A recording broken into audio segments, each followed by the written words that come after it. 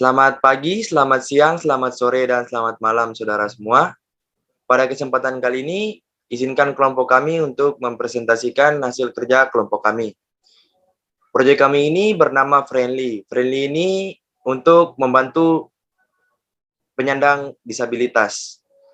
Slogan proyek kami ini yaitu Always Help, That's Friendly. Sebelumnya, izinkan saya untuk memperkenalkan anggota kelompok kami. Yang pertama ada teman saya, Calvin Donisia Raharjo. Yang kedua ada teman saya juga, Julius Fajar Fernando. Dan saya sendiri, Edwin Pratama Utahayan. Problem proyek kami ini yaitu keterbatasan penyandang difabel untuk melakukan aktivitas sehari-hari. Efek pada proyek kami ini, yang pertama, penyandang disabilitas mengalami kesusahan untuk melakukan sesuatu seperti melihat informasi. Efek yang kedua, bisa terjadi kesalahpahaman jika komunikasi tidak tepat sasaran. Yang ketiga, bisa terjadi hal yang tidak diinginkan apabila penyandang disabilitas tidak mengetahui jalur yang tepat. Dengan efek-efek ini, kami menemukan solusi untuk proyek kami ini, yaitu kami akan mengembangkan proyek berbasis handphone sebagai alat bantu bagi penyandang disabilitas untuk membantu mereka dalam melakukan aktivitas dan untuk mencegah tidak adanya hal yang diinginkan. Untuk selanjutnya akan dijelaskan oleh teman saya, Julius Fajar Fernando. Halo semuanya, perkenalkan saya Julius Fajar. Di sini saya akan menjelaskan 3 aplikasi referensi yang kami gunakan untuk membuat aplikasi friendly kami. Yang pertama ada Be My Eyes. Untuk Be My Eyes, fungsi Be My Eyes itu untuk membantu orang-orang yang tidak dapat melihat atau memiliki kesulitan untuk melihat tunanetra. Nah, untuk cara kerja Be My Eyes ini, ketika Be My Eyes itu saat pengguna tunanetra atau penglihatan rendah ingin meminta bantuan, Be My Eyes mengirimkan pemberitahuan ke berbagai relawan.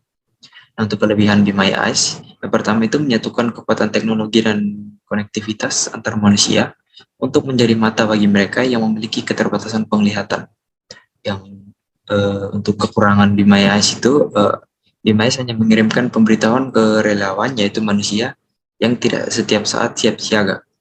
Dan yang kedua, penyandang disabilitas hanya akan menerima panggilan di jam siang, waktu lokal antara 8 pagi sampai 9 malam.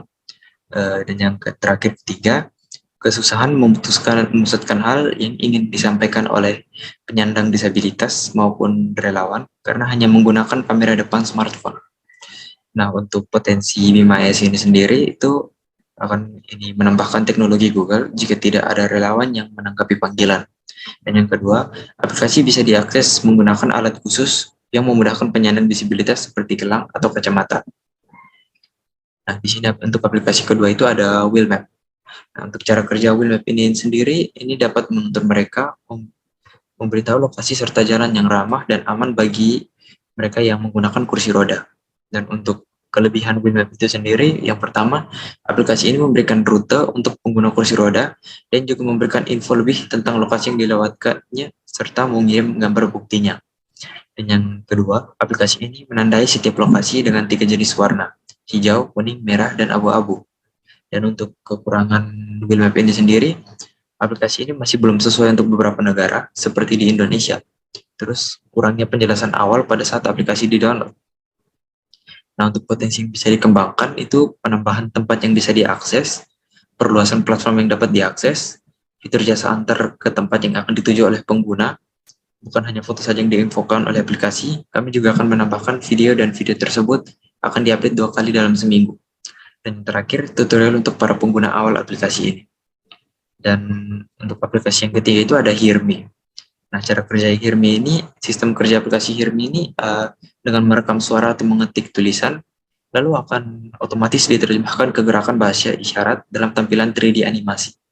Nah, untuk kelebihan Hear.me itu, aplikasi ini memiliki keunggulan sebagai penerjemah bahasa isyarat yang praktis dan menarik. Selain itu, aplikasi ini juga dapat digunakan sebagai media pembelajaran bahasa isyarat. Dan untuk kekurangan Hear.me, peraga tidak bisa membaca gerakan yang dilakukan instantly menjadi teks atau suara. Dan untuk potensi yang akan dikembangkan itu, kedepannya akan ada fitur yang dapat mendeteksi gerakan bahasa isyarat, lalu akan otomatis diterjemahkan ke suara atau teks. Nah, Mengapa friendly? Karena friendly itu yang pertama itu gratis. Selain gratis, friendly juga multi language. Terus 3 in 1 dengan desain yang clear dan juga banyak fitur-fitur yang di support. Terima kasih. Baik, selanjutnya di sini saya akan menjelaskan tentang flowchart dari aplikasi kami, yaitu flowchart dari aplikasi Friendly. Di sini yang sudah tertampil ada flowchart aplikasi Friendly dimulai dari start hingga akhir aplikasi. Jadi di awal saat kita memasuki aplikasi Friendly, jangan langsung ditujukan ke menu user dan akan ada dua opsi, yaitu apa kita menjadi yang membutuhkan bantuan atau menjadi volunteer. Jika setelah memilih, kita akan ditanyakan apa kita sudah memiliki akun atau belum. Jika sudah, kita akan lakukan login. Jika belum, kita akan melakukan sign up. Setelah sign up atau login yang berhasil, kita juga akan dimintai akses untuk ada kamera, GPS, mikrofon, dan fitur talkback. Setelah akses selesai, kita akan dilanjutkan ke menu utama dari setiap pilihan, yaitu kita memilih volunteer atau memilih yang meminta bantuan. Jadi untuk yang volunteer sendiri, terutama nanti ada pengaturan pastinya berisi profile, logout, notification, dan lain-lain. Kemudian ada fitur bantuan tutorial. Selain itu di fitur utamanya itu sendiri ada 3, yaitu ada fitur bantu pastinya, yaitu kita bisa membantu secara direct dan indirect. Jika secara direct atau secara langsung, kita bisa langsung berkomunikasi dengan peminta bantuan. Jadi kita menekan fitur bantu, kemudian yang direct help, nanti kita akan menunggu. Jika sudah ada pihak yang minta dibantu, kita akan langsung membantu memberikan bantuan. Jika belum, kita akan masuk ke waiting room. Jika yang indirect help, kita bisa membantu dengan menambahkan informasi berupa rute perjalanan, rekomendasi tempat, atau dan lain-lain yang akan diambil dari server data Google, baik Lens dan Map dan sebagainya. Kemudian fitur selanjutnya ada fitur aktivitas atau riwayat. Jadi di sini kita bisa men-tracking dalam beberapa hari atau minggu bahkan tahun kebelakangan kita telah membantu siapa saja, dan nanti situ ada detail informasinya. Dan terakhir ada fitur donasi. Jadi untuk direct help, nanti di bagian yang meminta bantuan itu bisa memberikan donasi kepada kita sebagai volunteer. Jadi nanti di fitur donasi kita bisa melihat siapa saja yang mendonasi kita. Setelah lihat itu, kita bisa menarik sejumlah uang yang sudah didonasikan dengan beberapa platform yang disediakan seperti uang online seperti GoPay, OVO, dan lain-lainnya. Kemudian kita beralih ke user yang membutuhkan bantuan. Hampir sama dengan volunteer, di menu utama kita akan ada pengaturan, bantuan atau tutorial, dan juga meminta bantuan. Seperti yang tadi membantu orang meminta bantuan. Sama juga ada aktivitas, namun di sini tidak ada donasi, namun adanya layanan kesehatan. Kita mulai dari minta bantuan terlebih dahulu. Di minta bantuan sendiri ada tiga fitur. Yaitu yang pertama ada fitur jalan. Kita bisa mengetik apa yang ingin kita tuju atau bisa diucapkan, atau kita juga bisa foto sekeliling kita sebagai acuan tempat yang kita ingin tuju. Kemudian dengan bantuan dari server data Google, aplikasi akan menampilkan peta tujuan yang kita inginkan beserta detailnya. Kemudian untuk fitur lihat, kita bisa ada dua opsi. Kita bisa menggunakan bantuan volunteer atau menggunakan bantuan AI. Untuk menggunakan bantuan volunteer, kita akan dihubungkan dengan volunteer dengan server data komunitas, kemudian kita akan dihubungkan dengan volunteer dan kemudian kita akan dibantu.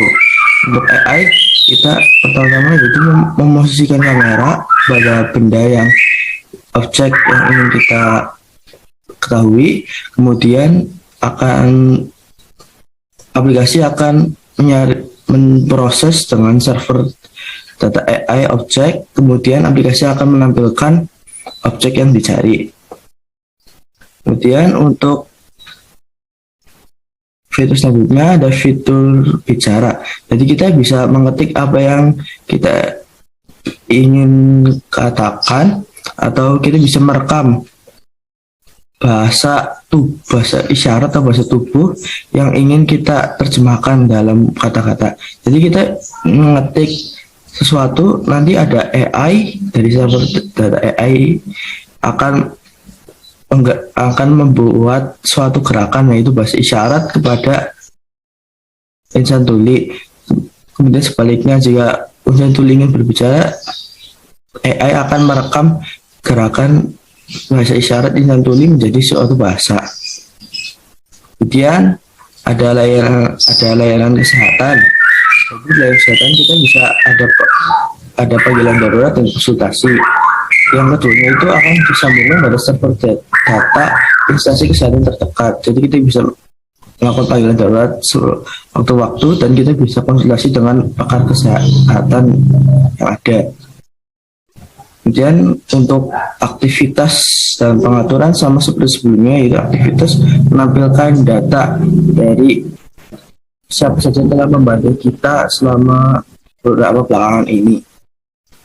Kemudian yang terakhir ada fitur tambahan, yaitu fitur device support. Jadi di menu utama pada bagian yang penyandang disabilitas nanti ada fitur device support. Jadi kita nanti bisa mempairingkan alat-alat seperti kamera, seperti kacamata digital atau jam tangan digital. Jadi kita bisa memaksimalkan fungsi-fungsi fitur-fitur yang ada di aplikasi Friendly ini.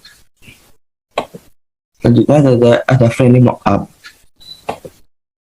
Di sini ini menu utamanya, kemudian kita akan dilanjutkan dengan kita akan ditunjukkan, kita bisa memilih volunteer dan disabilitas. Ada menu setup dan login. Jadi ini ada access permission. Kemudian ini adalah menu dari volunteer. Jadi di sini menu utamanya ada weekly news, jadi kita bisa mengetahui apa saja informasi apa aja pada minggu ini.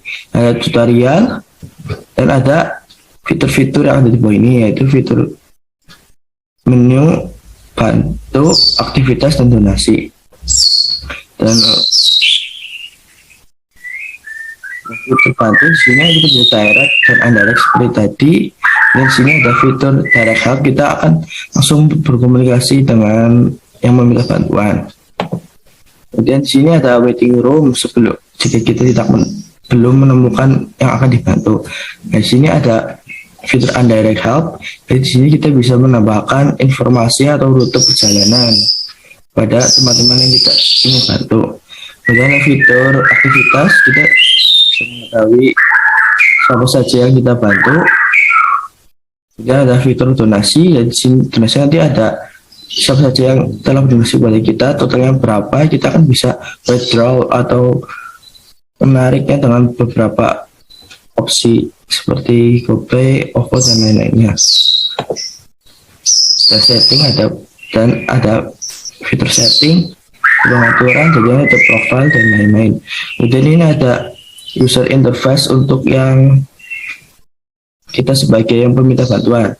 Hampir sama seperti yang volunteer, sebagian menu utamanya hampir sama, berbeda di bagian layanan kesehatan services. Tidak ada support devices dan ada satu tambahan fitur, yaitu talkback. Jadi nanti penyandang disabilitas yang kesusahan untuk melihat bisa mengecek menu dengan cara menekannya, namun nanti tidak akan langsung bergerak ke menu selanjutnya, namun harus dilakukan dengan double tap. Jadi yang kesusahan untuk melihat tidak akan terlalu kesusahan untuk mencari suatu fungsi. Jadi bisa ditekan, nanti akan keluar suaranya. Misalnya ini ada tutorial, insan yang penyandang disabilitasnya menekan dan nanti akan keluar suara tutorial, dan itu harus double tap untuk melanjutkan fungsinya. Di sini ada kalau di fitur bantu itu bisa volunteer atau menggunakan AI. Terus sebelumnya kan kalau volunteer kita akan langsung bertemu dengan volunteer, dan kalau dengan AI kita akan berkonsultasi dengan AI yang ada, yaitu Google dan server data Google dan AI. Jadi kita foto, nanti di atas ini akan keluar tulisan atau juga bisa dibacakan dengan fitur talkback. Untuk fitur maps juga sama, kita akan tuliskan tempat atau kita bisa mengenai suara, jadi kita bisa mengetahui tempat dengan ada detailnya. Juga bisa fitur talkback berlaku untuk seluruh di aplikasi friendly bagian disabilitas. Kemudian ini untuk yang AI help yang bagian berbicara.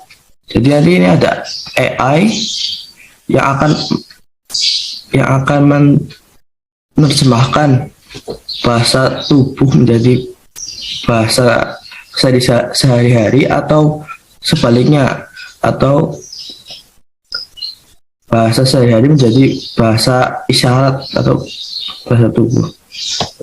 Kemudian sama seperti sebelumnya ada aktivitas, kemudian ini ada services atau pelayanan kesehatan. Jadi ada panggilan darurat, ada nomor-nomor dan instansi terdekat, ada konsultasi dengan pakar kesehatan dari dokter. Dan sebelumnya ini ada support devices, jadi kita mempairingkan bisa menggunakan Bluetooth atau hotspot. Nah, ada available device, jadi device apa saja yang bisa dipairingkan menggunakan aplikasi friendly. Dan terakhir ada sama seperti sebelumnya, ada pengaturan. Ya, sekian presentasi dari Project Friendly yang kami rencanakan. Semoga bermanfaat. Terima kasih.